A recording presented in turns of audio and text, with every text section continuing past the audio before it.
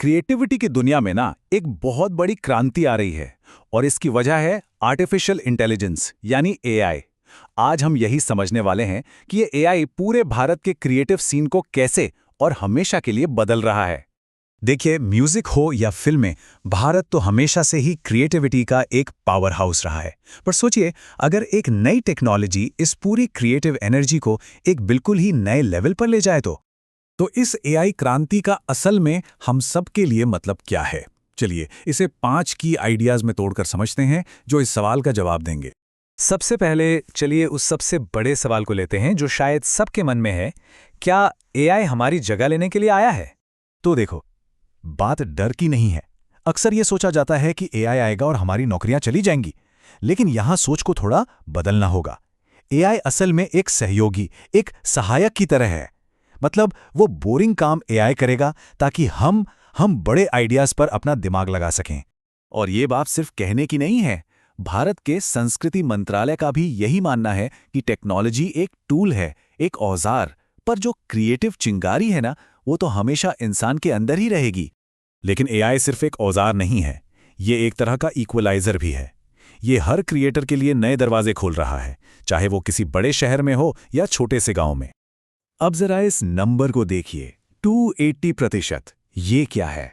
ये वो potential growth है जो एक हिंदी क्रिएटर को मिल सकती है एआई पावर्ड ट्रांसलेशन की वजह से। मतलब एक कहानी जो पहले कुछ ही लोगों तक सीमित थी, अब पूरी दुनिया तक पहुंच सकती है। कमाल है ना?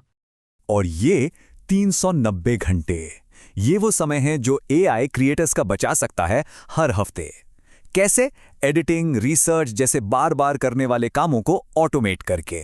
सोचिए, इतने समय में कितने नए गाने बन सकते हैं, कितनी नए स्क्रिप्ट्स लिखी जा सकती हैं।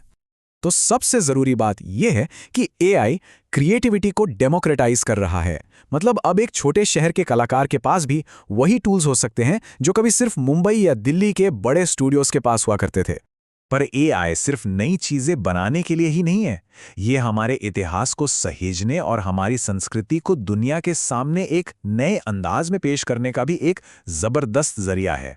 गूगल आर्ट्स एंड कल्चर के प्रोजेक्ट्स को ही ले लीजिए। एआई की मदद से पुरानी पांडुलिपियों को पढ़ा जा रहा है, हमारे स्मारकों को इंटरैक्टिव बनाया जा रहा है और हमारी लोक कलाओं को एक ग्लोबल स्टेज मिल रहा है। यहां तक कि अमर चित्रकथा जैसे हमारे अपने आइकॉनिक ब्रांड्स भी एआई का इस्तेमाल कर रहे हैं। सोचिए, बचपन में पढ़ी कॉमिक्स के किरदार अब मोशन कॉमिक्स में जिंदा हो रहे हैं। ये हमारी कहानियों को नई पीढ़ी तक पहुंचाने का एक कितना एक्साइटिंग तरीका है।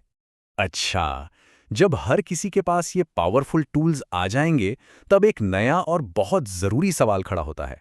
जब कंटेंट का एक समंदर है, तो कोई हमारी बनाई हुई चीज को ही क्यों देखेगा? हमारी कला को क्या चीज खास बनाती है? इसका जवाब फिल्म मेकर शकुन बत्रा के इस कोट में छिपा है। आप मौलिकता के माध्यम से प्रतिस्पर्धा से बचते हैं। मतलब हमारी खासियत है हमारा अनुभव, हमारी कहानी, हमारी खुशियां, हमारे गम। एआई ये महसूस नहीं कर सकता कि बारिश में चाय पीने का एहसास कैसा होता है। और यहीं पर टेस्ट का, यानी हमारी परख का असली काम शुरू होता है। एआई को ऐसे समझिए कि वो हमें लाखों ईंटें दे सकता है, ढेर सारी, पर उन ईंटों से घर बनाना है या महल, ये तो आर्किटेक्ट ही तय करेगा ना, है ना? और वो आर्किटेक्ट हम हैं।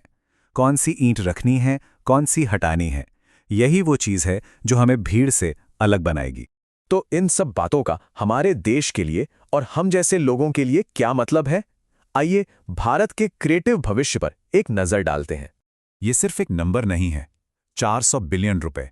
ये 2035 तक भारत के क्रिएटिव सेक्टर में एआई का पोटेंशियल इकोनॉमिक वैल्यू है। असल में ये लाखों लोगों के सपनों के पूरे होने की कहानी है।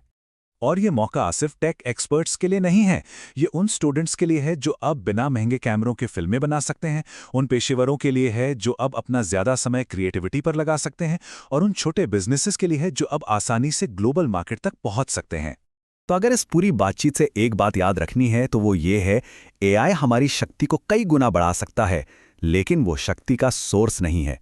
असली पूंजी, असली दौलत तो हमारी कहानी, हमारी सच्चाई और हमारा नजरिया है। तो देखिए, अब सवाल ये नहीं रह गया है कि इसे बनाएं कैसे। टेक्नोलॉजी ने वो तो आसान कर दिया है। असली और ज्यादा जरूरी सवाल अब यह है कि ऐसा क्या है जो बनाने लायक है। और सच कहूं तो यही आज भारत के हर क्रिएटर के सामने सबसे बड़ा और सबसे एक्साइटिंग चैलेंज है।